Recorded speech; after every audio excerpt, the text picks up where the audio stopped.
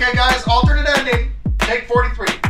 With so many movies on the net and TV, it's kind of hard being up and film savvy. Do you catch a show while you're on the go?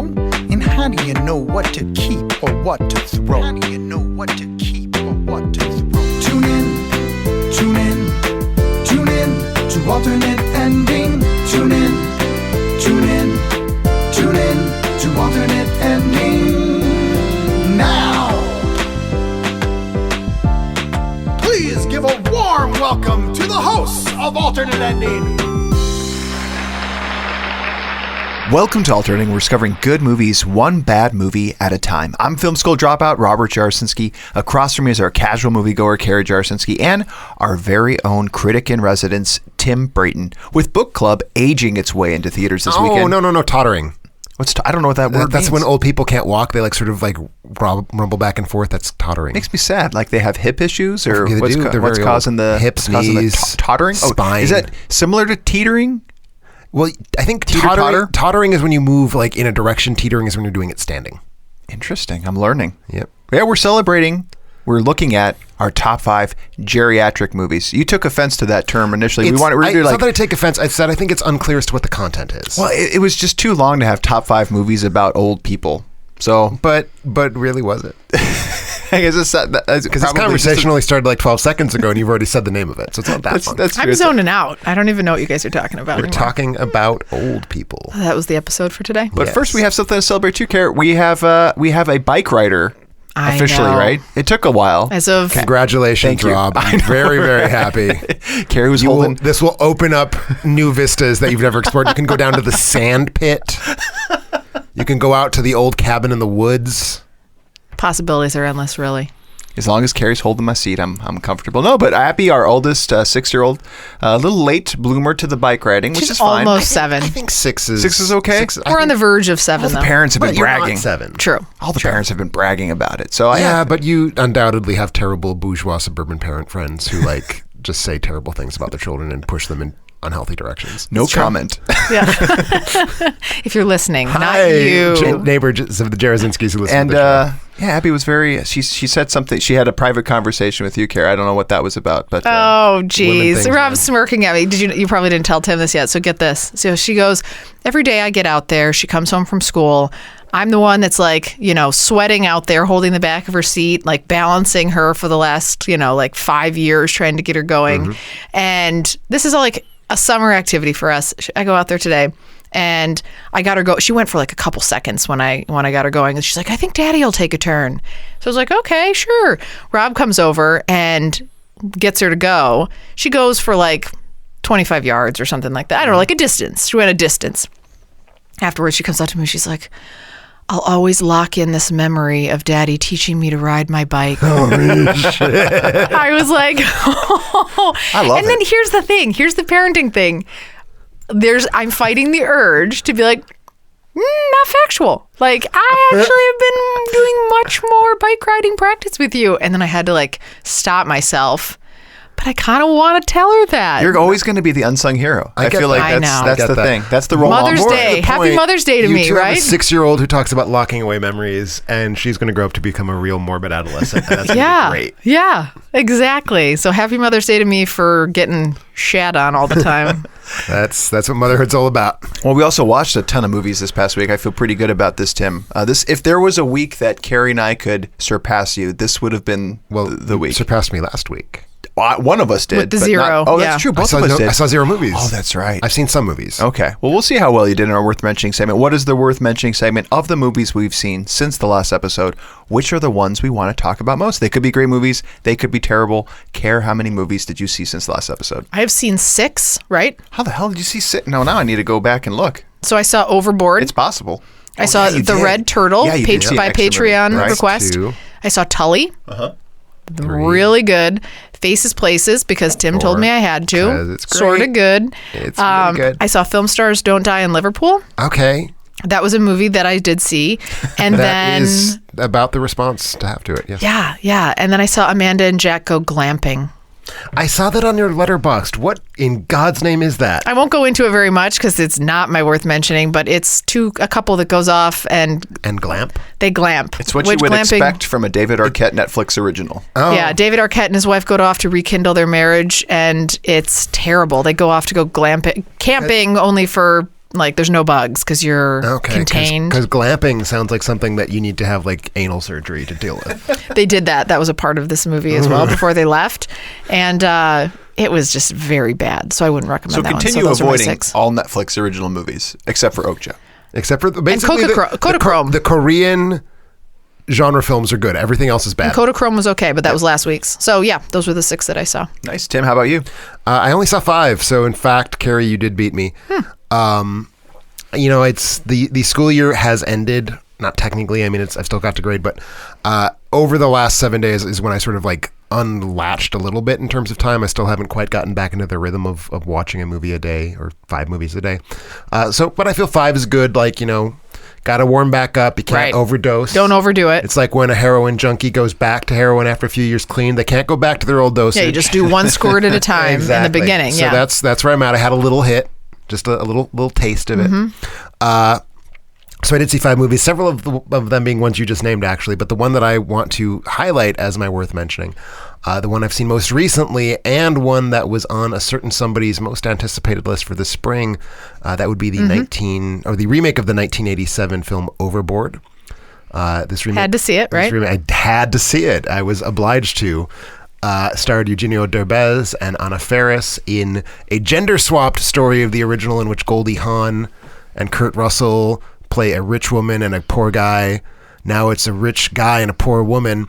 In both cases, the rich person falls off a boat, loses their memory, and the woman, or the poor person who has previously been wronged by this rich person, lies and pretends that they're married. So she, in this case, Anna Faris, can get free labor out of the horrible rich person. And terrible concept, really ugly, dark concept for a romantic comedy that can only work in the presence of the fiery, hot chemistry between Kurt Russell and Goldie Hawn. And even then, I didn't like the original. I just think that it sort of like survived because they were so great together.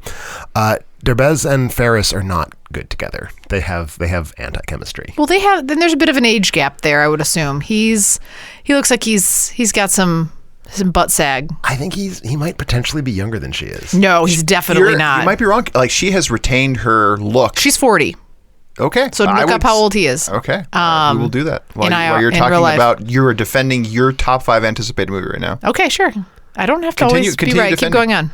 I have nothing else to say. It was a terrible movie. That was really bad chemistry. I would agree that I wanted to publicly accuse you for making me watch it. Particularly in like the first 20 minutes, like nothing good. And like I kind of remember that a little bit about the original Overboard, which I love. I think back to it, like there's special moments in that original Overboard. The shoe thing that Kurt Russell makes in the original, there were like some cute moments that in the first 20 minutes of the remake, there's nothing that I can latch onto that I can recall from it. So the chemistry was really bad between the two. Well, they're married in real life or together in real life, Kurt right? Russell and Goldie Hawn. They're partners. They're partners in real life, right? Yeah. So I mean, that totally ups the ante in it for sure. Right. This one is. I agree that their chemistry is definitely lacking, but just at face value.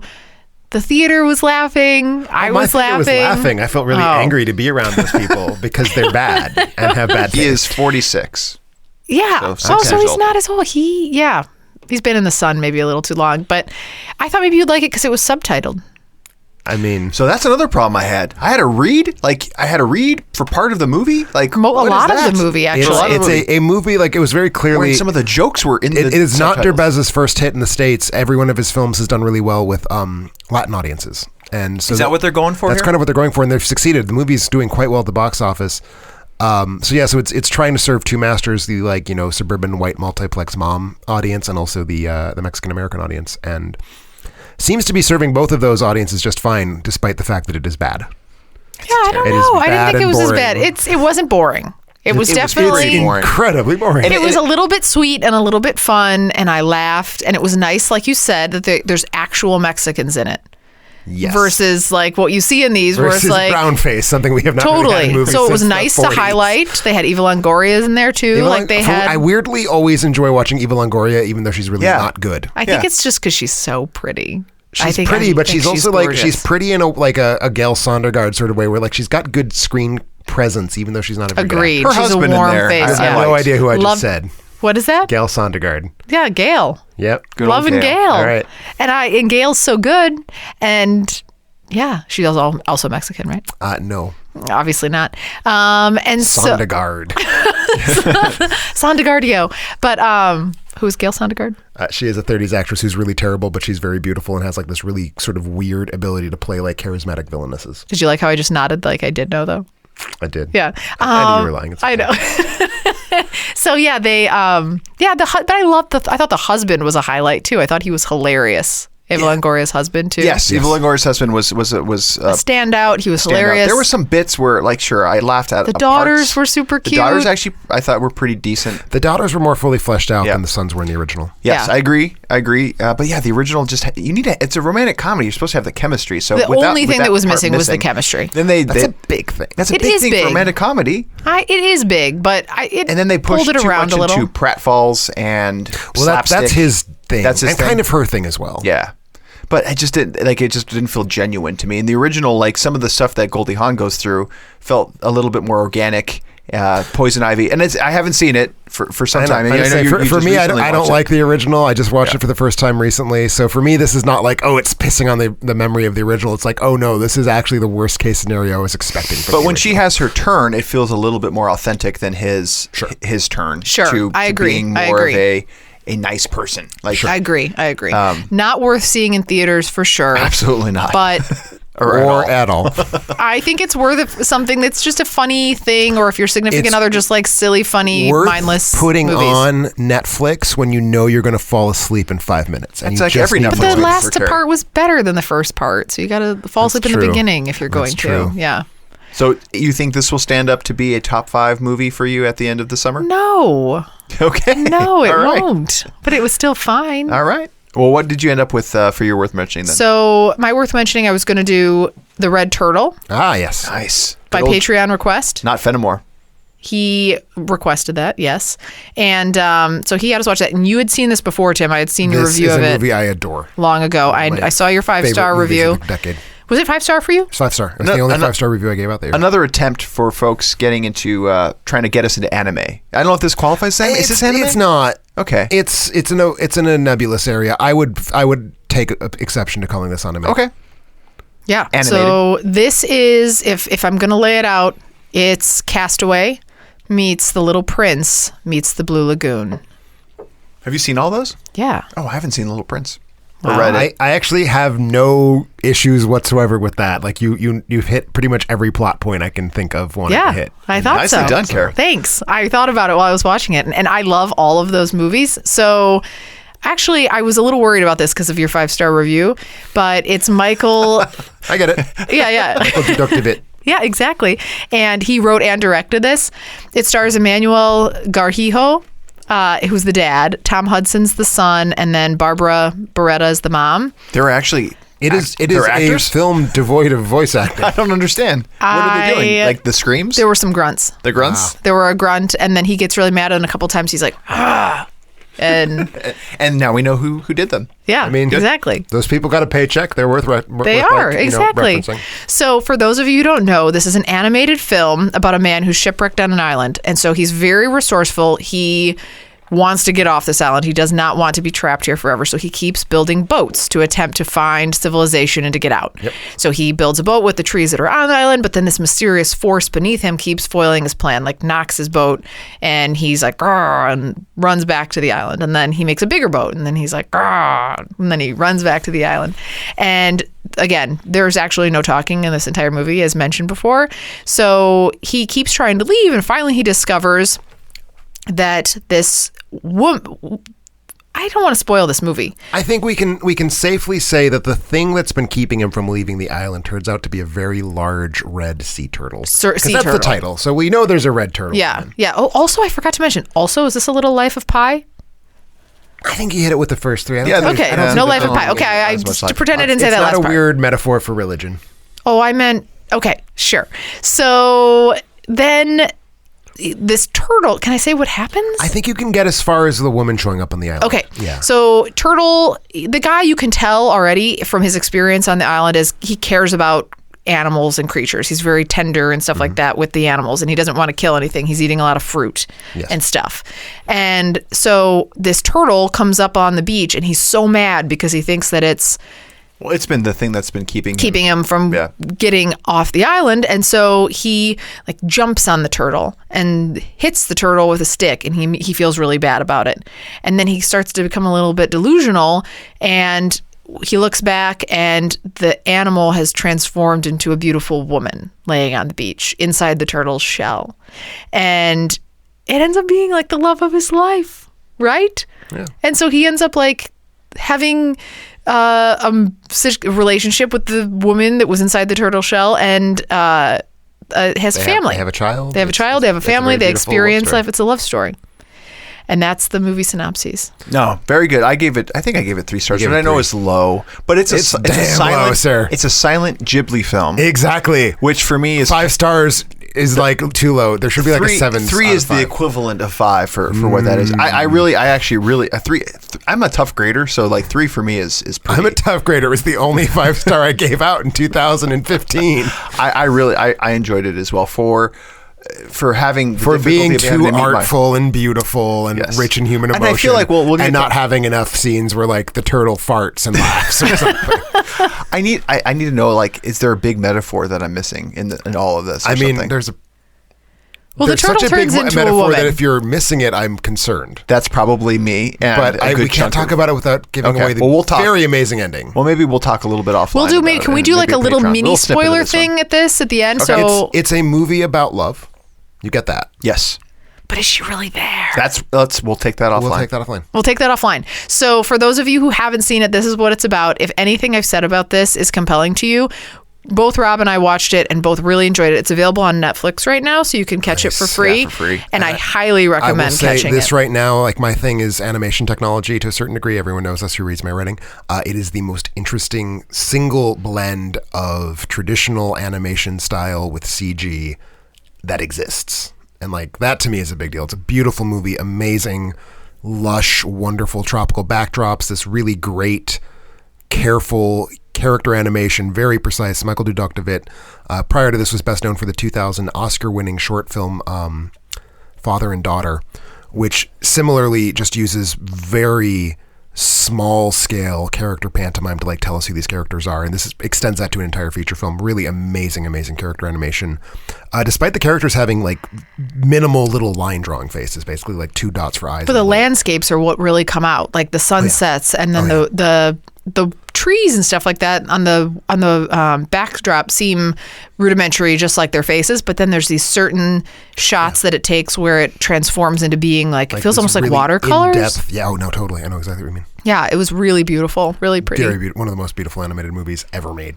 Like flat out. I'm not going to qualify. No, check it out. And one movie that so I saw 5 movies as well. Another one of that Carrie mentioned, Tully, which I think all 3 of us. We've all 3 seen it. Does that complete your spring anticipated list? Yeah, we have all seen everything on everyone's lists except that you 2 missed Lean on Pete. I'm going to not miss it. I'm going to see it. But you know, in terms of, you're not going to see it soon. No. So I think we should potentially consider putting a bow on our spring anticipated. Yes. Especially because go ahead and say. No, of the ones on your list here, this one really stood out for me. I want to talk about Tully, and I know that we're already a little bit long on time. Plus, there's something more to talk about with this particular. Can you give a little synopsis of what it's about? It's Charlize Theron, Jason Reitman directed movie written by Diablo Cody. Don't let those last 2 throw you if that's a turnoff for you for some reason. I know for some that it's a turnoff for me, and I liked the movie. Yes, well there you go. Charlize Theron, mother of 2, now potentially going on 3 with potential with about it. It's like she's like 9 months pregnant. 9.5 months pregnant. Baby comes. Or maybe she just ate too much pie. Who knows? Overworked mom struggling, gets a night nurse. There's a lot more to the plot that we'll go into. We'll probably hold that back along with the Red Turtle for some Patreon content, but. Sure. Great. I really enjoyed the movie. a little bit too real life in some cases, where it was just really hit very it hard, authentic. hit it home whereas for you, this is a very real movie about motherhood. And That's how you feel. Yeah, well, that's how I feel. You feel Yes, exhausted. absolutely. Yeah, the dregs. Did it of remind you motherhood. of all those late nights nursing? Absolutely. But very authentic movie, and really enjoyed a lot of aspects of it. So, but because of some sensitivity around the ending dictates a lot of my response to this movie, because I love parts of the movie and I fucking hate the ending. I wonder. I thought you Fucking hate the ending. really. Interesting. And for me, I was bothered by the ending, which I think the discussion will help. I think the Remember ending makes it intriguing and different. We talked about and it interesting. afterwards too, and I was like, "There's something that just doesn't feel." And I think having a discussion on it will help me come to terms with that. If you particular movie. haven't seen this movie yet, That's though, good. it's definitely Very good. worth catching. All three of us enjoyed it, probably for different reasons, I but would imagine. it is the truest that you could possibly get to what those first bits of motherhood are like. Just where how it's exhausting it can it's be. so tired. Yeah. Here's the problem that Rob has I with think this. Rob He's did not sufficiently attend He to the doesn't. Rob doesn't themes, feel like he the empathizes explicit with. surface level themes of the motion picture. Here, let me mansplain to you how exhausting motherhood Yeah, is, okay? yeah. Can I Tell me explain more. to you? Yeah. Okay. No, Rob doesn't feel like the dad in that movie. So Rob thinks that he's like a A1 dad who so Rob is busts his ignorant, is what you're butt. telling Yeah, me. exactly. Rob's like, I don't know, I can't identify with his father. He doesn't care enough and he's not trying hard enough. I mean, I have a very easy time identifying with someone who would rather play video games than have children, but I don't have children, so I feel morally superior to him as well. Yeah, pretty great. Both, it's a pretty great place to be for both of you. So, totally identifiable movie. Every mom should go out there and race out there and laugh through this movie. It was really good, really good. And since we're going to talk about it later, can I just take a moment? I haven't done the full final numbers on our spring thing, but I know that, summer's here, so we don't want to belabor it too much. I just want to quickly report the Cliff's Notes version of our spring anticipated lists. Did I win? It's hard to say who won in terms of raw numbers. I will say this. You, Carrie, were the best at predicting your own tastes. You gave yourself an average of 4 out of 5. I was the next best. I gave myself an average of 3.9 out of 5. So you and I both win in that we know ourselves. What we're gonna also, like. I liked you least and you liked me least. So we also know that we are at opposite poles of the film going. On par with real life. Both Carrie and I liked Rob, your movies, more than you did. You were the worst at picking your own taste. I don't know what I like. That comes almost entirely down to Annihilation, which I loved and you didn't. Yeah, that one struck. I forgot that was So even you this fucked year. up. And your bullshit rating on Overboard, Care. That's just, I can't Give believe it that. 3.5. That's not. I laughed. There's nothing I didn't gaming like about it. Nothing. Minus their relationship. Nothing. Otherwise, I Nothing enjoyed other it. than the central element of the film. Well, remember, you can find more details about all the movies we watch at our website, alternateending.com. That's alternateending.com. Before we head to our break, you might be wondering about ways to support the show. May want to make us watch a movie, pick your own episode topic. You can do it all from our Patreon site. Picking up our Sundance Grand Jury Prize, Jaden Van Malley. That entitles Jaden Thank you, Jaden. Yeah, thank you, Jaden. A pick of their choice for Carrie and I to watch, much like Red Turtle. Thank you again, Not Fenimore, for that. Only 2 of those left, and we're well on our way to securing our Members Corner, which is what we were doing for our fundraiser contest. We also are looking at adding some contributors to the site. So continue going out to Patreon if you're interested in supporting the show. We appreciate that. Also, I need a new stove. And did something happen with You're your in a stove? rental. I don't need a new Oh, stove. okay. But it would be nice. It was the first expensive thing I could come up with that I needed. That was like a weird, expensive thing. I know. It's because I was thinking about baking. Oh, I see. like baking. I know you Baking's do. fun. You have good lemon bars. I do have good lemon bars. Also want to thank all of our listeners who support the show and make their Amazon purchases through our site. Doing it is easy. Just go to our website, alternateending.com, click on the Amazon banner, and seamlessly go about your purchases. All proceeds go to making our show better. Since our last episode, here were the things that were purchased. Some tools and hardware. Had some, actually just realizing I did not update this at all. So we Make will things get, up. Hurry. Dog food? there's probably some dog food. You know, you potentially could just record it later. Yeah, we could record Record it later. later. Or we could skip it this week and add to it. No, just for record next it week. later. I'll just say random, non-specific things that you can interject. All right, now let's That phase sounds out. like porn. I'll bet you could put that in your asshole. Speaking of silicon. Speaking of assholes. All right, we're good. You can use those Yeah. if you need them. That should be very seamless. Yeah. When we get back, our top 5 geriatric movies.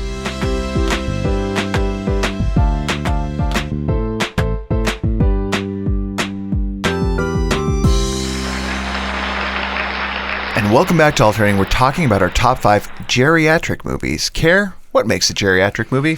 Alrighty. Sensitive topic. I don't want any movie that's even closely aligned with the age of my parents. You must be much. You don't want? No, you have to be in your 90s or older.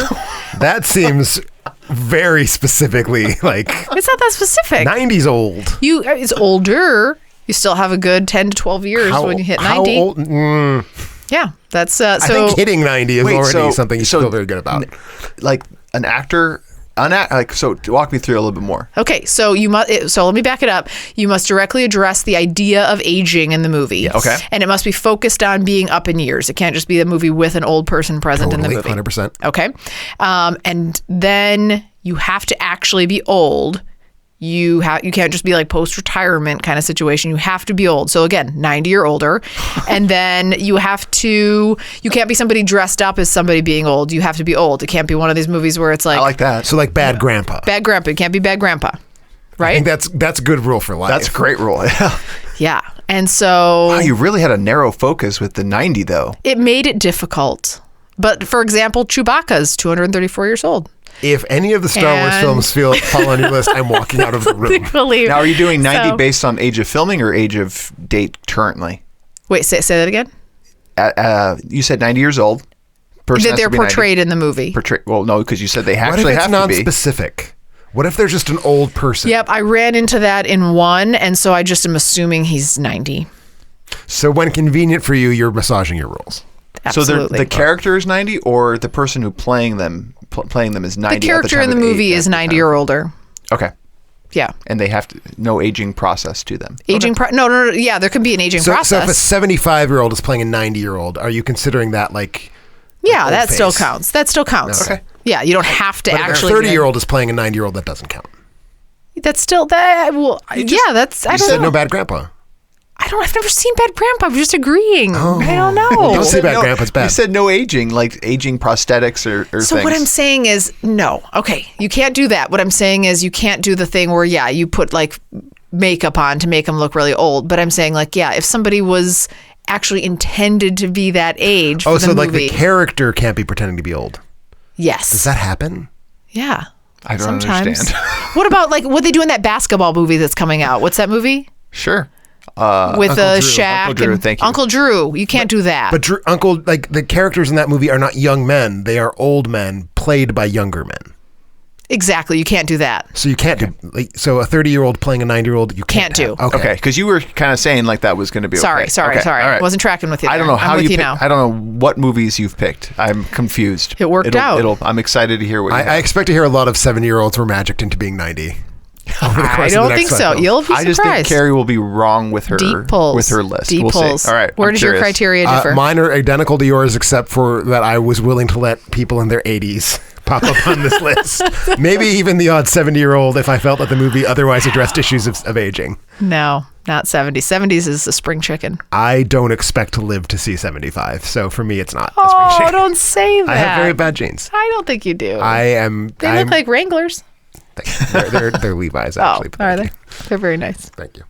I went with actually a commenter wrote in, and I really loved what they had. They said they basically applied the Bergdahl test to aging, and I was like, how do you pronounce it? Bechdel, not Bergdahl. Either way. Bird dog. The thing that Alison Bechdel did, but for old people instead of women. Yes, that thing. What's the deets on that? They had. Does the movie have at least 2 old people in it? We'll get into how old is defined. I still have those. Do they talk to each other? Yep. And is it about something other than just old stuff like achy joints, better days, grandkids? I think a real version of the Bechdel test would be: do they talk about something other than young people? Other than young people, possibly. So, are you familiar with the Bechdel test? No. It's a way of determining whether a movie has good female representation, not even good, like passable female representation. Does it have 2 women who are named who have a conversation about something that isn't a man? And the number of films that do not pass this is astonishing. And there, you'd be wouldn't be surprised, but how many movies fail to even hit those limited targets.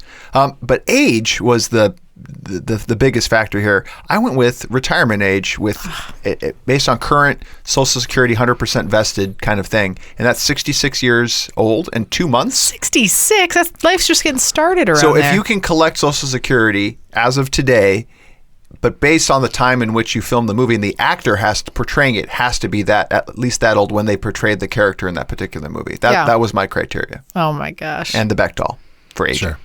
That's so young. I gotta say, by your criteria, one of my films would absolutely not make it because it only has one old person in it. Mine have Actually, many old people. multiple of my films only have one old person. Okay. In it. Mine all had to have 2 older people or so. And I ranked based on not only how much I liked the movie, but how much they met the criteria. So it was a blend of the two. So it's not like my number one is my favorite movie out of this bunch. It just meets that criteria a little bit better. Okay. All right, Karen, number 5 to you. Number 5 to me, first I'll tell you the age and of the people, and then we'll see if you know.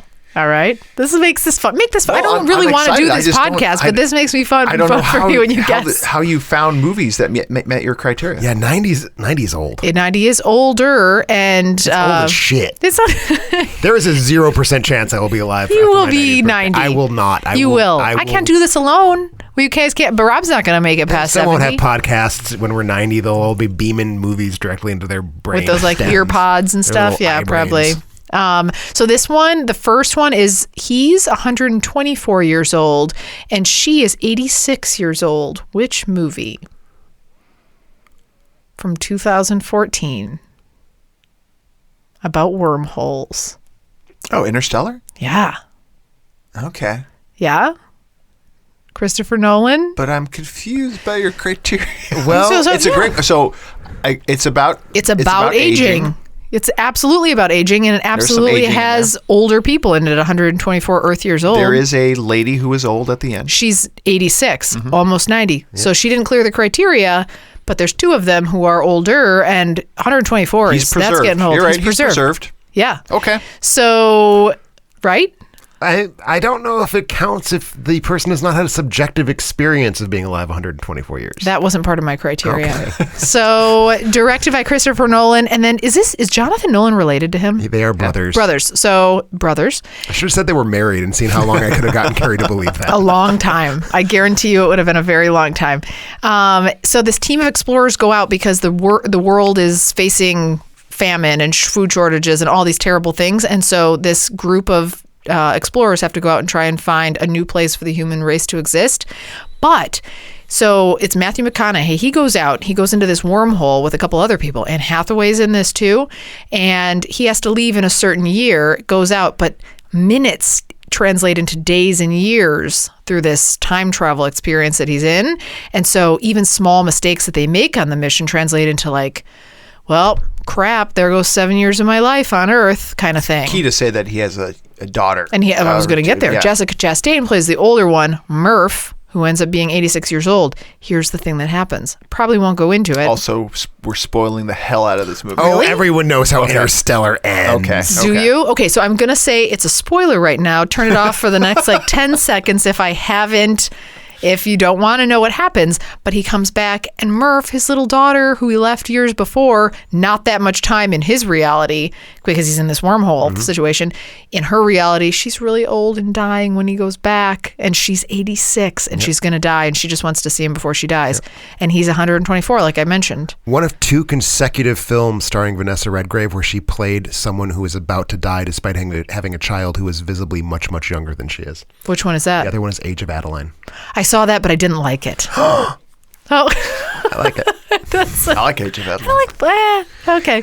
So, But it's the same. I'm only saying same. I love- same. I love with the same actress. I love That's what makes it Interstellar. I love its cheesy lines about being a father. I mean, when this came out, Abby was 2 years old. She was born. No, she was just born. 2014? Right? Oh no, she was 2011. No, she was yeah, that was our second 2 or child. 3. Yeah. I know, Tim. You have One of your children has just been born.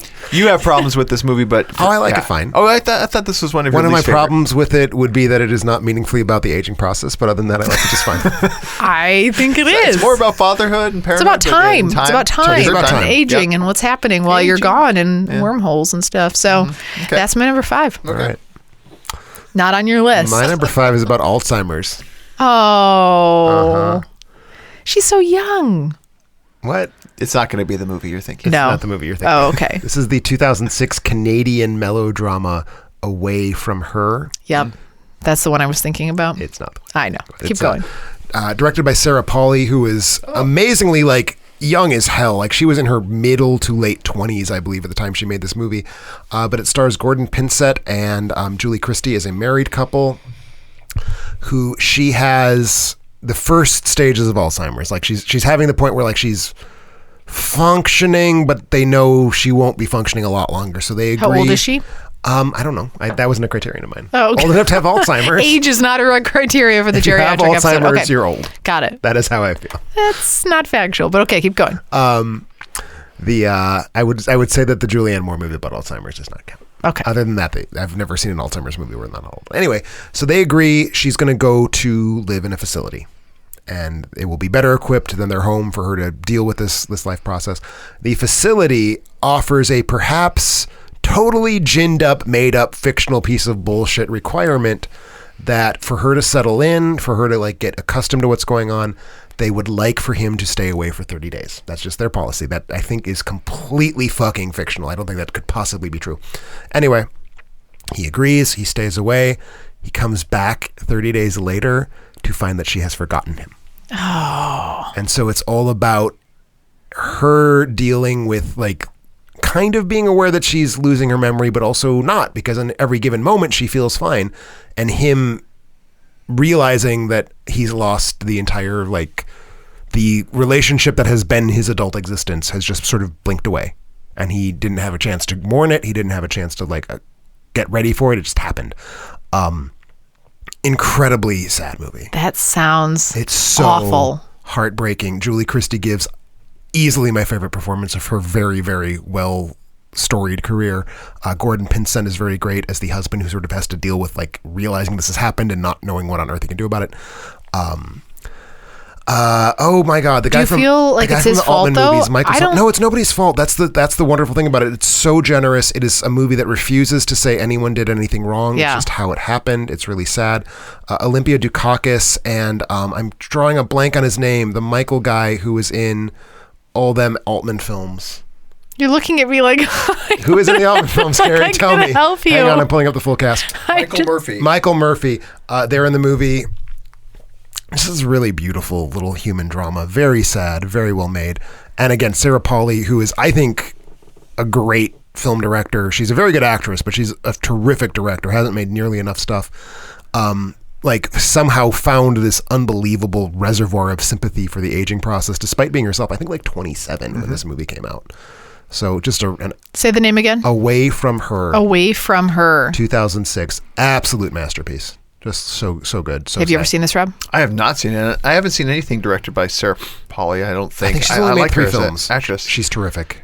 Let me think. What else would she have done? She did this really amazing memoir documentary called Stories We Tell. And she also did my least favorite of her films is this relationship drama called something, I don't even remember what it's called. It's from a couple years later. I think it was the film she made in between those two. I've heard good things about her as far from a directorial she's a perspective. terrific So I director. think She's we should take a chance on her at some point, Carrie. Yeah. My number 5 is a little bit more mainstream. Not as indie On our as lists? Away from Her. It's not going to make it on your list. It's an ensemble cast of the older variety. Not everybody on the list is over 66. I I knew know this what was going to this be on is. yours, you asshole. Yeah. We're not there yet.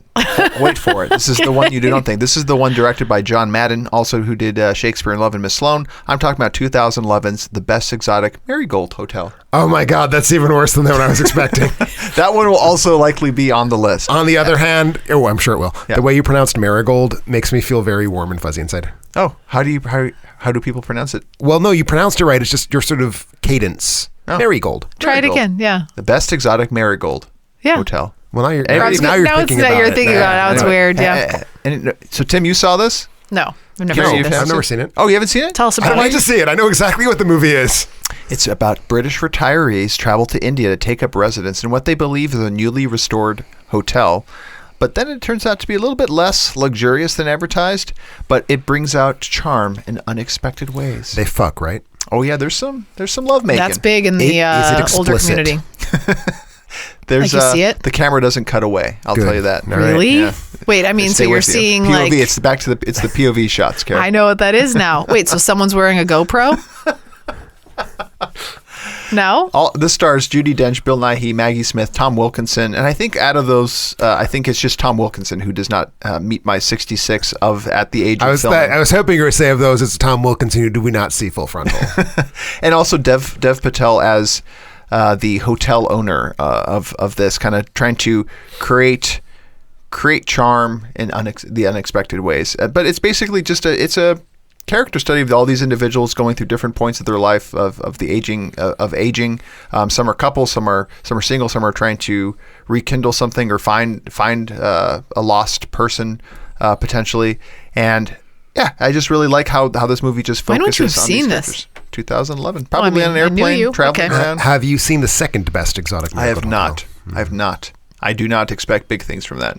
But it's one of the first movies that I realized where like there was, and I know it's happened before, but they were catering towards the baby boomer generation that has now moved on. Like there are movies that are coming out specifically for this, like book club, and this is the first where I was like, wow, this movie is just not for me, but I enjoyed it. And yet I laughed.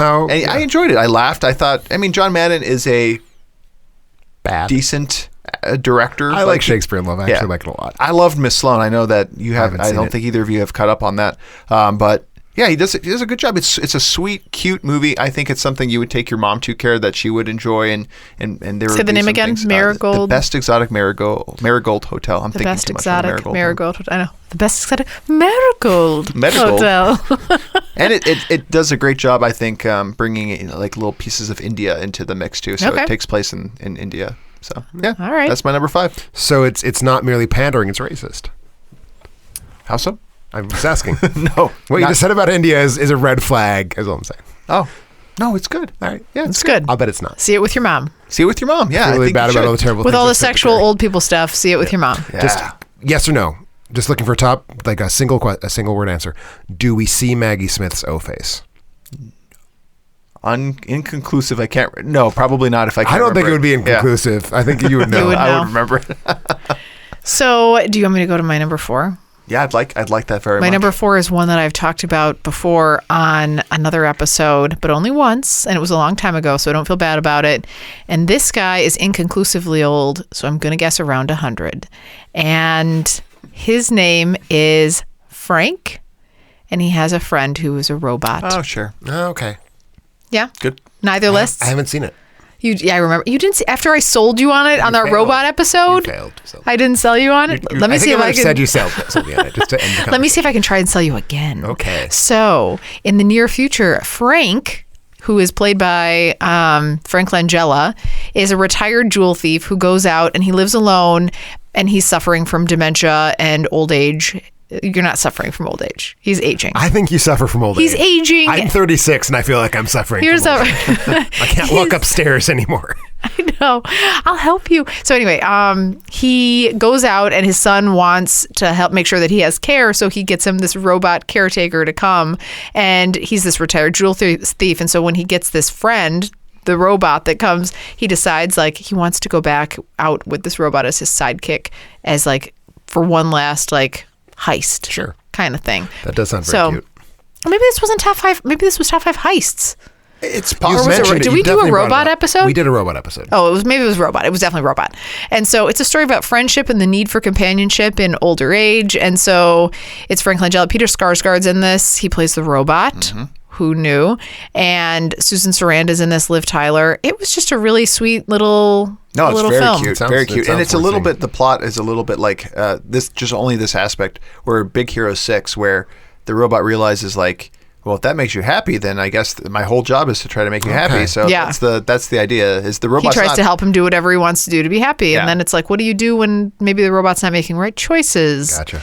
And I think you would that actually love does this sound movie. Cute. It does sound like I need to catch up with So it. maybe like in the next 6 months you'll see it because we talked about it. Like Let's 6 come up months with ago. a good topic that will force like top 5 Frank Langella movies with robots in them, and then I'll have to see it to do You'll my have due to- diligence. My only Deal. problem with it is Frank Langella was just not old enough, Carrie. He's not 90 years old. He is 62 You have no idea. during the filming of this movie. during the But filming, I mean, if but you only what can he was let portrayed 100-year-old as. characters be played by 100-year-old characters, there aren't any. Well, and that's He why I was was portrayed really as gonna somebody be much surprised. older. He was, Okay. No, but people are getting real old after this one. People are getting real old. All right. So Is that that's how my you number ranked him? 4. The older? Yeah. Okay. I thought for sure my number 4 was going to be on Carrie's list. I didn't even think there was a chance it wouldn't, but he's in his 80s. And I think he's like explicitly in his 80s. Okay. So this is the 2009 Pixar Animation Studios masterpiece, Up. He's 78. Carl Fredricksen, He's old. 78. But Charles Muntz is 92, which is why it makes my number 2. All right. my number 3. Yeah. That is shady, but I like it. I feel good about it. We're 2, 3, 4 because it's number 3 for me. Nice. Tell us about Up. Up is a beautiful, wonderful movie about this old retiree named Carl, who we meet as a young boy in the opening scene, who meets this girl named Ellie, and they're friends. And they fall in love. Braces. And there's braces, and there's sticks, and there's like goofing around, and they fall in love, and they get married, and they grow up, and they grow old, and they dream about buying a house and traveling to wherever the fuck it is, South America, and then she dies. Yeah. You find that out in the first You find 10 this out in the minutes. first, not even 10 minutes. 5 I believe minutes. it is a 4.5 minute montage. Yeah. Best montage in the world. best opening, thing. like 5 There's minutes. this amazing Michael Giacchino score that is all about like, it's beautiful, it's a waltz, but it's a sad waltz, and it's like, so this whole thing, it's like, it makes you realize the depth and wonderful qualities of the relationships, and that's before the movie starts. There's no plot yet. So she's dead. But you're crying. You're crying. You're weeping buckets. If you're not weeping buckets at the end of the montage and Up, you need to stop watching movies because you cannot have emotional responses to fiction. This is factual. This is factual. Plus, if you don't cry again when the book comes back, I know. you're a monster, gosh. and you need to deal with that. Yeah. So Get help. this is all about how Carl is bitter and lonely, and he wants nothing to do with anything. He clearly just wants to like live a miserable little life until he's found 3 weeks after his death by a sanitation crew or whatever. But what happens is he's told that he needs to like, his house is going to be torn down. Yeah. Right. And he needs to be sent to a senior center or some such. What he does is he attaches thousands of helium balloons to his house to fly it away, little knowing that when he does this, there was a little Boy Scout under his porch. Like the little cutest chunky Russell, guy. the little fat Russell. little Boy Scout He's so named Russell. cute. So Carl and Russell fly to South America, and in the process of having to like keep this little idiot Boy Scout alive, who's like really endearing but clearly has like no common sense. got a lot at of all. pep. A lot of pep, but also is like going to eat some poison mushroom or something. So Carl and Russell like form a bond, and in the process of so doing, Carl realizes that he does still have people who care about him, and he does still have a reason to be alive, even with Ellie having passed. And it's very beautiful. and Never very a sad. movie that you should miss in your entire life. You should see Up many times. yeah, one of my favorites of all time. Ed Asner plays Yes. Carl, right? And then Christopher Plummer plays Charles Muntz. Yes, the 92-year-old. The 92-year-old. So since 92 is your thing, and I didn't even mention him, would you like to tell us about the 92-year-old? No, he's just very old. He and just that's was old enough to why- justify including the film on your list. And that's who he was. And it's the central focus of this is aging and Oh, what it means to 100%. age and what it means to experience life before it's too late. Like, don't wait to do things that you're passionate about or that you care about. Like, you just have to go. There's also the life that you had versus the life that you that's thought like- you wanted. may not Agreed. be. Like, You're right. Like you might, there's no reason to feel like you've wasted your life because you'll always have, even if you have like a week, you still have that week and you need to do the most with it. Or and then some of the things in life that you think are mundane are the best parts of life. Yep. Like dogs who talk. Like dogs. There are dogs dogs who who talk. talk. I was like, you hate dogs. No, but dogs But who. I love these dogs. Yeah. I have a dog. If it was The cats, dog talks. you would have loved this movie. I don't know, more. because I think a talking cat would not be nearly been as weird. affable as talking dogs. Yeah, I get that. Yeah. I want to say that a winner of 2 Oscars, also Matthew Hill, WBTN, and Victor also had this on their list. Insufficient Excellent number of pick. people to have had Well, there are Excellent other pick. people. This is I You're just giving I three. try to at least keep it to Abbreviate just a it. couple. All right. Number 4 to me Now I feel like we're working our way backwards because we are. Because that was my number. Or wait, now I'm at number 4. You just did your number 3. Now was you're my doing your number 2. 4. So I'm working my way Carrie's 2. backwards, and all I need to say is, say what you need to say. Nothing? No. More John clues. Mayer? More clues. Little John Mayer? Tim? Nope. More clues. The theme song from The Bucket List? Oh, God, fuck you. Really? I've I never hate seen The this. Bucket List. That's the reaction you had? I have never seen a film that misrepresents the experience of having cancer quite as baldly as The Bucket List does. I've never seen it because I've worried that it's like Speaking gonna of be baldly, awful. Morgan Freeman wears a bald cap He at some does. point. And Jack Nicholson actually shaved his head. This is the last Jack Nicholson film, right? Is that true? I think it might be. Oh, that's kind of sad. right. Yeah, if that's That can't be his what legacy. That's His what he bucket ends list on. included ending on a shitty fucking melodrama. It's not a. It's a Rob Reiner flick, It which is. you know. I like Rob Reiner. Rob Reiner was he's very good, and then a light flip switched, and then he's never been good since. But it's 2 terminally ill men from cancer escape from the ward and head off on a road trip. One is wealthy, played by Jack Nicholson. One not so wealthy, Morgan Freeman, of average wealth, and they have things that they want to accomplish in life. And Like jumping from planes, all that kind of stuff. They want to do a lot of things before they kick the bucket, and that's why it's called their bucket list. Carrie, the greatest actor of all time, also in this movie. Tom Hanks? Sean Hayes. Sean Hayes, who's that? That's who you've once called the greatest actor of all time. He is the best. Just Jack. From Will and Grace. From Will and Grace. I'm aware. There's a backstory here that I've forgotten. If I ever knew it. So Casey plays a gay person so convincingly. no, that's not why. I thought that was what you said. No, that's not what I said ever. I just said believe- he's such a good actor. I think he's really dynamic. And Would you years say he's ago, really flamboyant? I said dynamic, not flamboyant. And so years ago, when Would I you say he's sassy? he is a little bit sassy and he's so funny and so nice. And so years ago, we had a conversation with some of your movie people friends from school when Rob and I first met. And I was like, yeah, I think the best actor of all time is just Jack. And you married? Sean Hayes. Yeah, I know. But, Despite that. He's So she has really other funny. qualities that are. I got it. I There's get it. other qualities. It's a light, breezy movie. I mean, you're not gonna. It's not a quality art movie or anything like that, but it made me laugh. It made me smile, and I really love that damn John Mayer Does song. this movie get you out there and feeling like you have to go and conquer some sort of list yourself? Yeah. That's the goal of a it has movie. put bucket list into the popular lexicon, so it did have that. I think bucket list was there before that I've movie. never heard bucket list before that movie. Really? I don't know. I can't say that I have. Interesting. No.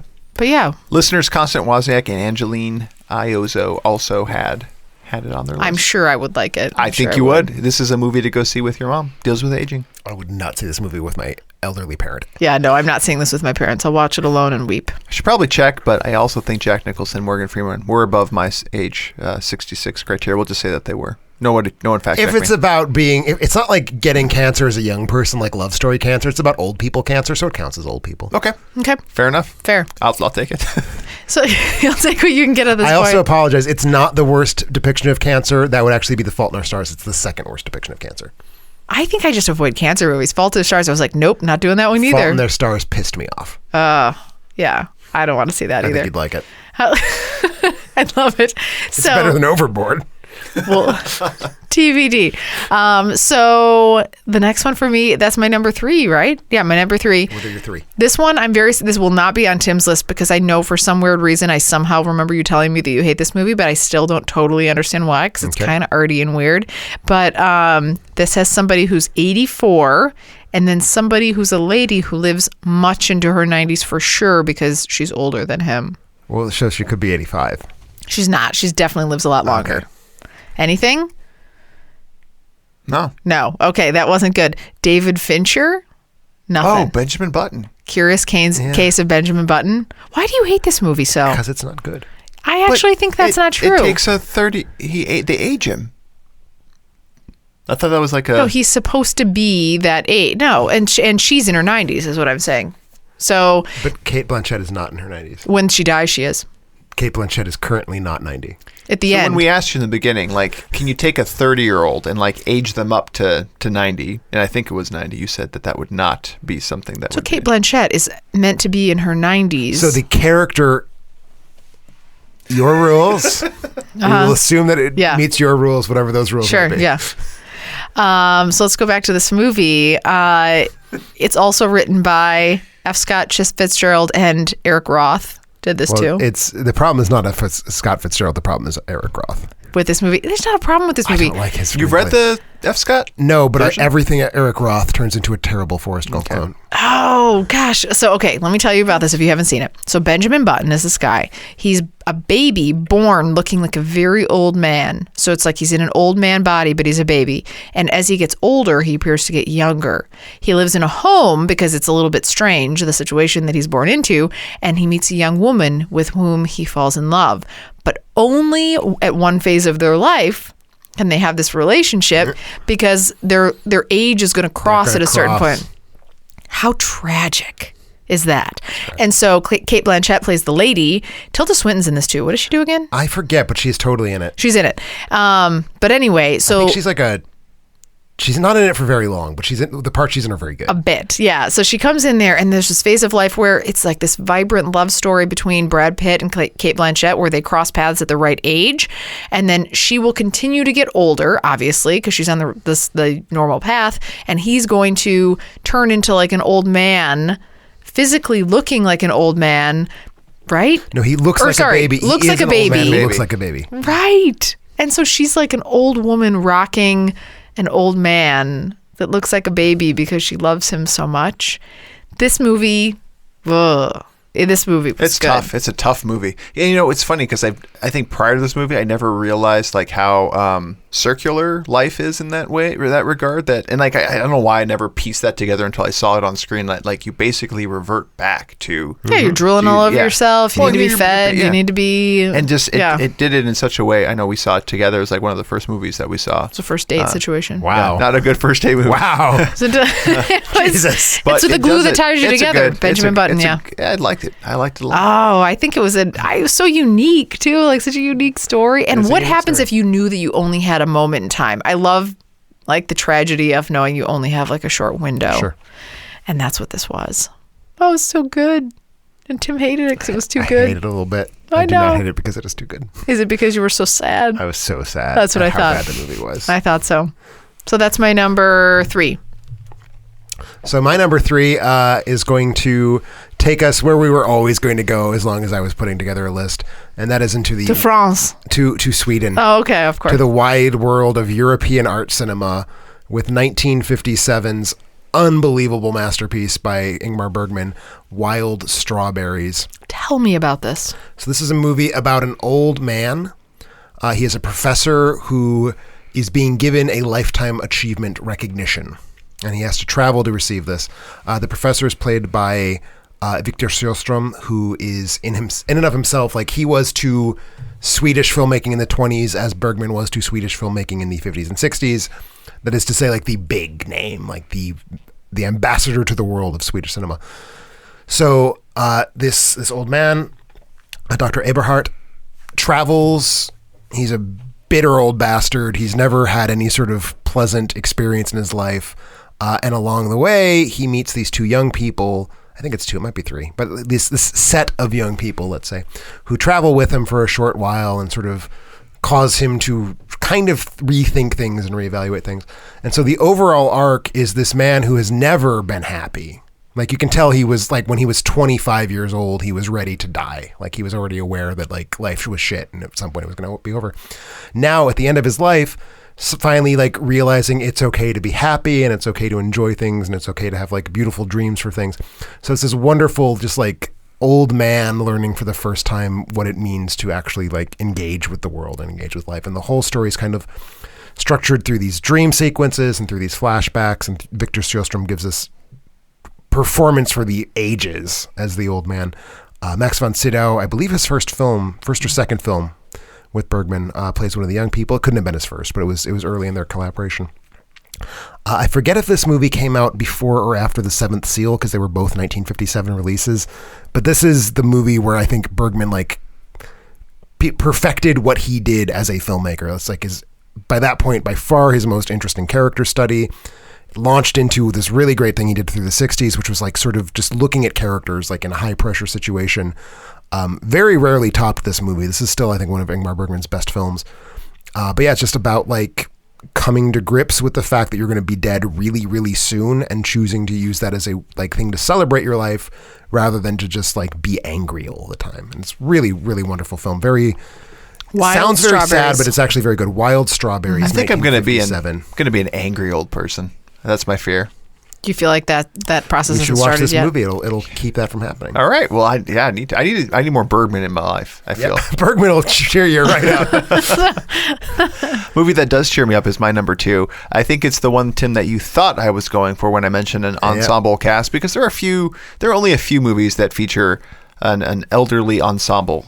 This is the first one to my recollection back in 1985 when I was just a young kiddo. No knowledge of this? You didn't see this in reruns, Care? I don't know. Talking about Ron Howard directed Cocoon.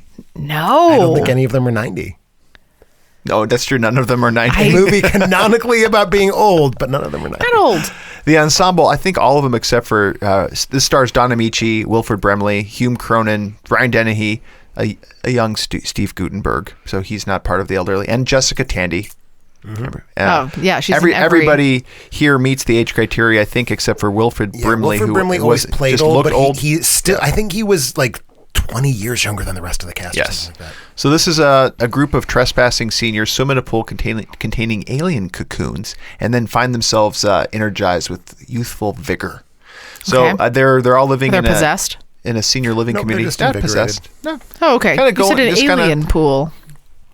Well, it is. No, it's a pool. They trespass, and somehow there's these aliens. I don't recall the plot that Okay. well, but there are these alien cocoons living, or not living, kind of being preserved in a swimming pool.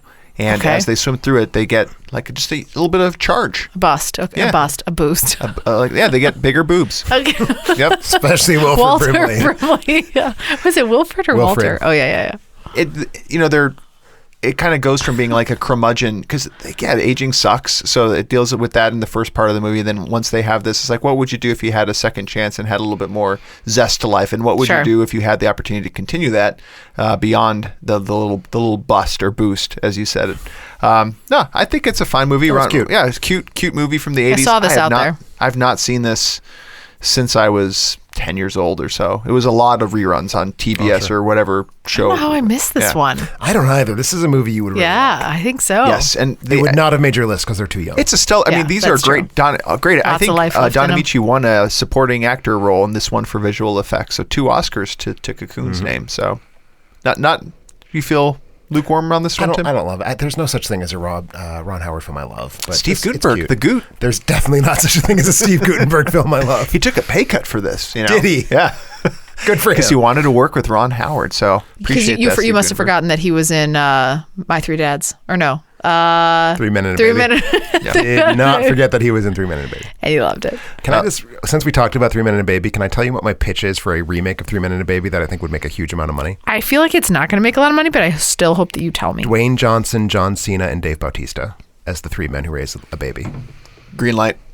Right? Like the Overboard of 3 Men and a Little Baby kind of thing. I mean, I don't know where Overboard comes in, but just you've got like these 3 But like a people, remake. 3 actors who are like well liked for their comic timing who all got their start in wrestling. Who's who? Doesn't matter. Okay. Doesn't matter in that It's situation. probably a new script. Who's the last guy? He is in Blade Runner and Guardians of the Galaxy. The tiny glasses from. Oh my Blade Runner. gosh. Great, Yeah. great, Great monologue and also great in kind of like. Spectre. The James the Bond. veiny guy. Yeah. Oh yeah, Guardians. Yeah, Yep, yep, Guardians, yep. No, I'm good the with funny, you. The funny one. I would watch that for That's sure. what I'm saying. Yeah. Listeners, back to Cocoon for a moment. Shirley Duff and Matthew Toparzer also had Cocoon on their list, so have some support there. Sounds good. All I'm left with is my number 1. What do you have? My number 1. Okay, and Tim, you have 2 left, I right? have 2 left, so All I right. guess You we, go. we have You go over ahead. to my number 2. Yep. So my number 2 is a movie about an old couple. Oh. It's my number 1. Is it? I don't think so. It's not. No. No. It is an old couple who have unfortunately had the poor luck to become old during the Great Depression. Uh-huh. So it's 1937's Make Way For Tomorrow. Mm-hmm. Really? No. Oh, damn it. But I've heard of it. It's really good. So it stars Beulah Bondi and Victor Moore as the old couple. They've been very happy together for many, many years. They lose their house.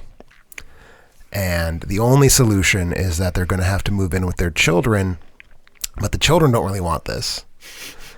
Because, they have their own lives. It's kind of implied that neither one of the parents was terribly good at being a parent. The children are also just kind of dicks. And eventually the solution is that they won't be able, the old couple, will not be able to live together. They will have to, one of them will live with one of their daughters, one of them will live with one of their sons in opposite parts of the country. Increasingly becomes clear that whenever the inevitable happens and they part ways, that will probably be the last time they see each other in their lives. Oh. That's the plot. Like, that is the plot of the movie. It is a film about which Why can't they go together?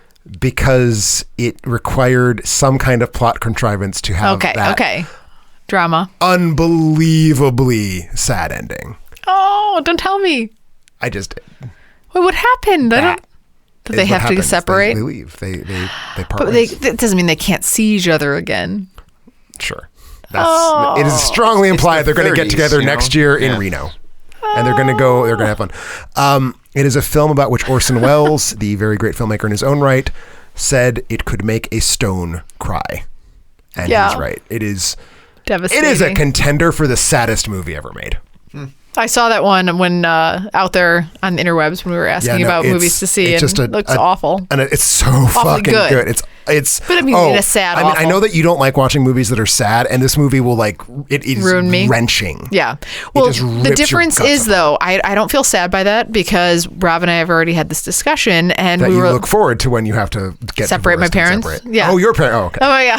I'm not even thinking that part of it. And I was like, Rob, I'm like, do we have to think about this at some point? My parents were like, oh, do you think maybe you want to come live with us? My parents were like, no, we don't want to live with you guys. They're like, there's a nursing home across the street that's really nice. We really like it. We're like, no, but really, we have a room you could live with us. And they're like, You don't mean like the podcasting studio because we podcast here. No, upstairs. Okay. They're very quiet sleepers, so it'd be no problem. Rob, you would totally be on board with having my parents live with us, right? Absolutely. Yeah.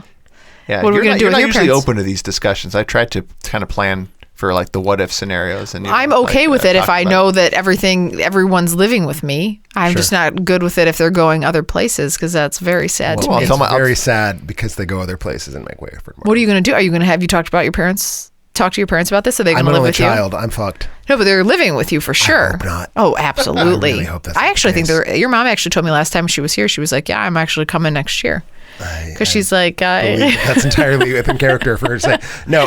Anyway, Make Way for Tomorrow, 1937. Leo McCarey. It is one of the essential American films. Period. Like everyone needs to see this movie. It is so fucking sad. I do want to see this. So this is Make Way for Tomorrow. Make Way for Tomorrow. It will make you feel awful in the best way. Okay. All right. Gary, great movie. Number one to you. We'll wrap That's back your around. one, No, right? we'll wrap back. It's mine. We'll wrap Okay. back to you. Number one for me is the first movie that came to my list when this topic came about, and I was just hoping that they met the age requirements because this is one of my favorite movies of all time in the entire world. And I'm sorry, Henry Jones Sr. is not 90 in Indiana Jones and the Last Crusade. He's not, no. And you're not over 90 in Crystal Skull either, but that also couldn't make my list because I hate it. So it was like, Fair. In theory, it would be nice to add it, but I couldn't. So this Just holding brings out you... for Indiana Jones 5, all right? I am. Just as he ages, and we're going to have to redo this again, I'll bring him in later when he meets that criteria. So this one brings you a lady who is 97. Okay. And a man who's 85. I thought I had it with 97, but then I remember she's 112 or something in Titanic. Are you thinking of Titanic? No, it's not Titanic. No, this is even better than Titanic. I would have grave issues if you put Titanic on your list of old movies, by the way. Oh, no, this one's so good. This isn't coming to you. No. What if I said the name was Hoke? Hoke? Oh, my God. Do you love this movie? I hate this movie a lot. Oh, I don't what is understand. wrong What's with happening? you? I don't know. I have good taste. Oh, no, you don't. You don't. Nothing? It's so bad. It's so racist. Why is it? It's not racist. Okay, hang on. So there's some racism that happens, but it changes. So you don't have it still. No, I'm not with you. And what if I said that the lady who was 97's name was Daisy? She is driven places. And she should, I wanted this on the list, but Morgan Freeman was very young. He's 85. He's not 85. Morgan Freeman is not 85. But Miss Daisy she's up there, so she's 97. Yeah, so this good is old Tandy. Jessica Tandy. This is 1989's Driving Miss Daisy. I was surrounded by people who like Driving Miss Daisy. I don't know saw why when this I is was racist, like 10 years though. old. I have good thoughts. I have good memories. Let me tell you about it first, and then you can tell me why also, it's racist. I think I may mix it up with Garden Test. It's not like unreasonably most films about racism end up being super racist. This one's only moderately racist. I don't think so. So, all right. So I also haven't seen this in a long time, but I don't remember thinking about racism at all when I saw it. Well, it's a movie about racism. You have to think about racism. Things can be about racism without being racist. It also it makes Hoke a pretty flimsy character. So it's okay. All right. Let me back this thing up. So this stars Jessica Tandy, who we keep talking about because she's the quintessential old lady in every movie who's awesome and wonderful, and she should be in every movie. Morgan Freeman, who plays Hoke, and then Dan Aykroyd's the son. So this is set during the 1950s, a time that was less progressive on a racial front, obviously. So yeah, isn't it set like over a 20-year span or something? Yeah, it is, but starts in the 1950s. Okay. And so Daisy's this older woman who's living alone in Atlanta, and she no longer can drive. She can't get around. So her son hires her a driver named Hoke. Yeah, that's not great because unfortunately Hoke, well, it's not unfortunate. It's fortunate. I don't know how you want to look at it. Hoke is a black man played by Morgan Freeman. Which is a lot more exciting than the white man played by Morgan Freeman. And not unfortunate. It's nothing. It's just neutral. It's not neutral. So because of his race, she refuses to let him drive her anywhere. But over the course of their relationship and their time together, this transcends her perceived differences that they have. And it turns into this heartwarming movie about friendship and the connection two people can share. And it is super awesome. And then the only person that Jessica Tandy / Daisy loves in the entire world ends up being Hoke, played by Morgan Freeman, who it's this endearing story about friendship. Like, yeah, she's a jag in the beginning, but she like pulls it together and she realizes like, who cares, Morgan Freeman, about, your race. She doesn't care by the end. She just wants her friend. She loves him. She loves her friend. And this won Best Picture in 1990. She won Best Actress at 81, oldest woman to win Best Actress. Yep. He won Best Actor. I don't believe that's correct. It's actually factual. I'm pretty sure he lost to Daniel Day-Lewis. It's in Lincoln. In my left foot. That's wrong. But you can check me while I talk about the other things that it won. It also won Best Makeup and Best Adapted Screenplay that year. Yes, it did. So this movie was so good. The last movie to win Best Picture without being nominated for Best Director prior to Argo in 2012. Yeah, I was going to get to that next, but you cut me off. So I don't know why this is racist. Because he's a magical Negro. What do you mean magical? Just because he's wonderful and perfect. Exactly. But you can be wonderful and perfect and be of any race. It's kind of a racist thing to say. The magical Negro trope is this, I think Spike Lee was the first one to name it. I think he called it the super duper magical Negro. It's basically like the black character who has absolutely no flaws and exists solely to give a white character a sort of like mental shift. No, I don't agree with that at all. Just because he's sweet and nice and kind doesn't mean anything. He could have been anybody. You have some results for us, I believe. Morgan Freeman was nominated for Best Supporting Actor. That's what I said. But did not claim an Oscar. Exactly. Who did claim the Oscar? Oh, that I do not know. I believe you will find it was Daniel Day-Lewis. Wouldn't he have been? Morgan. Sorry. Oh man. So Morgan was nominated for Best Actor. Yeah. Yes. Dan Aykroyd was also nominated for Best Actor Supporting Role, but I bet that's what I said. The results was nominated. You said one. I said nominated. I said one. I think you said one. So how do you know this information? This is the thing that I know. This is my thing. But still, it's still weird. It's still weird. It's totally weird. It's my thing. It's intense. So I think there's nothing racist about this movie. Again, I saw it at a young age. I don't only dislike it because I think it's racist. I dislike it because it's boring as well. It's boring. It's slow and it's slow, but it's like I love a story where two people who can't get along decide despite their differences, they can just. They end up being best friends. Well, we're to your number one now, Tim, right? We can do my number one. No, we'll do your number one, yes. All right, so my number one is the only film that could possibly be a more heartbreaking depiction of old people realizing that their children hate them than Make Way for Tomorrow, which is the crypto remake of Make Way for Tomorrow, 1953's Tokyo Story by Yasujiro Ozu. Similar plot. It's an old couple who's visiting Tokyo from the countryside. They had 4 children. One of their sons died during World War II. This is set in 1953. And as they wander through Tokyo trying to spend time with their children, they realize that their kids really hate them a lot. And the only one who still likes them is their son's widow. And it's them kind of learning that and figuring out, well, okay, now what do we do now that we are at the end of our lives and we have somehow... Wait, so who do they live with now? They live by themselves, Okay. although their their daughter-in-law, widowed daughter-in-law. I don't know if we have. So their son's gone. The son's dead. Yeah. They live with his widow and their youngest child, I believe. Okay. And then they have maybe they have 5 children. I don't know. They have and anyway, A lot. They go to Tokyo to visit the children. Like their youngest child is still like high school age, and they go to Tokyo to visit their adult children. So they don't live with any of these people. They don't have to live with any of these people. But it is this kind of horrible moment where they realize that their kids don't want anything to do with them and haven't for quite some time. But this is the only moment that they're finally realizing it. And I think it's just this really beautiful, sad story of old people realizing that their life has not amounted to what they wanted it to amount to.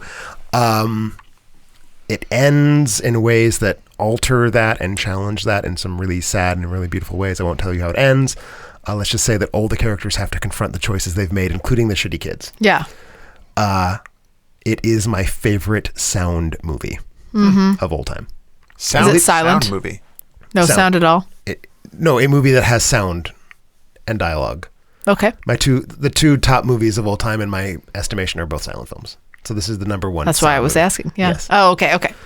So this was, I believe, on my top 5 Story. movies of all time. Oh, So, wow. Tokyo Story, 1953, Yasujiro Ozu, the best domestic drama. Have you seen Ikaru? I have seen Ikaru. That I didn't don't make think your he's- list? I think he's only in his 50s. Oh.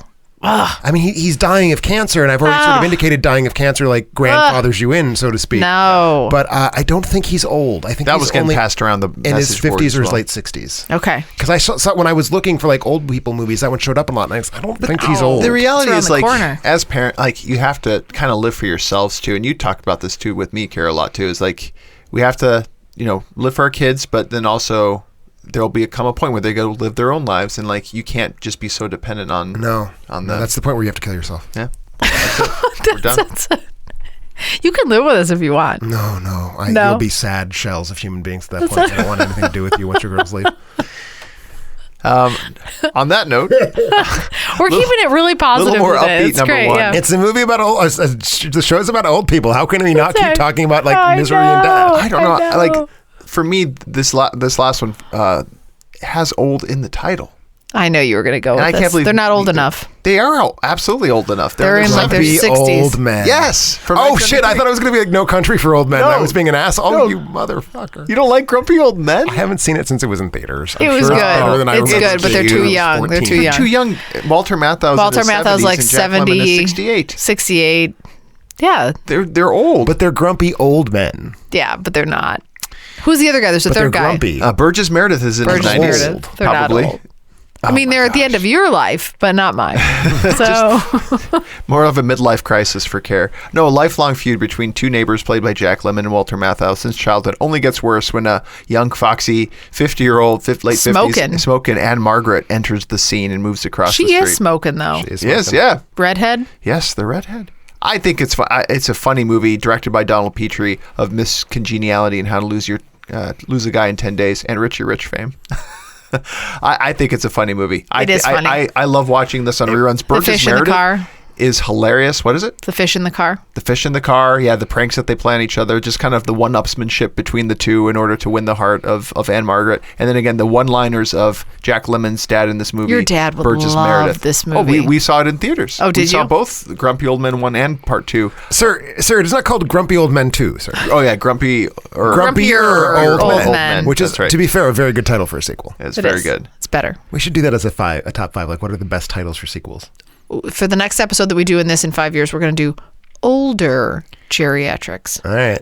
And so what do you go for, like 110-year-olds? Yeah. We talked about chemistry with Overboard. Jack Lemmon and Walter Matthau have established great chemistry. This was I think their 6th movie or something made like so that. many movies together. So many movies, and they just have great back and forth. Jack Lemmon being more of the straight man, and Walter Matthau kind of more of the silly codfish face looking. Which I think or tends to catfish be looking. the dynamic. I can't think of any of their films where Jack Lemmon was not the straight man. Okay. Yeah, you don't love this movie, Karen? No, I love it. Okay. But they weren't old enough. Oh, they just weren't old Yeah. enough. Well, every week we ask you to share your picks and thoughts for a chance to win a free Amazon movie rental. Based on the results, here are your top 5 picks for geriatric movies. At number 5, Standing Alone, Cocoon. All right. Yeah. Then, at number 4, Make Way for Tomorrow. Hey. That's you. Movie I haven't heard on number 3, 45 Years. Oh, man, yeah. Oh, man. Oh, I fucked up. Damn You've it. done that a lot lately. I should have... I mean, I really like Away From Her a lot. That would have Maybe I fucked possibly displaced. They would have been neck and neck if I'd remembered that it existed. Well, you're safe with the number 2, Tim, with Tokyo Story. People got your back there. Driving Miss Daisy? Number 1. It is? Absolutely not. Oh, you're a Absolutely jerk, not. man. It is You're a up. jerk. Oh, up, course yeah. it It's be. up. So I knew it had to be up. Tim, 3 out of the audience. So you have a good pulse for old people with the audience. Well, you got 2, so you didn't do I didn't do so bad. Our lucky winner this week is yourself, picking True Grit from 2010, which is I feel like an interesting choice. Number 4, Metal Gear Solid 4 realizes it is not a motion picture, but apparently there's something about. I haven't played it. I haven't played it because I'm it's not out Ron of the box. Livingston. I like it. I feel excited about this choice. Number 3, Unforgiven. Okay, sure. Number 2, Death Oh Wish shit, I fucked up really bad. Part 3. Oh, you would have Wait, Death Wish Part 3. Yeah.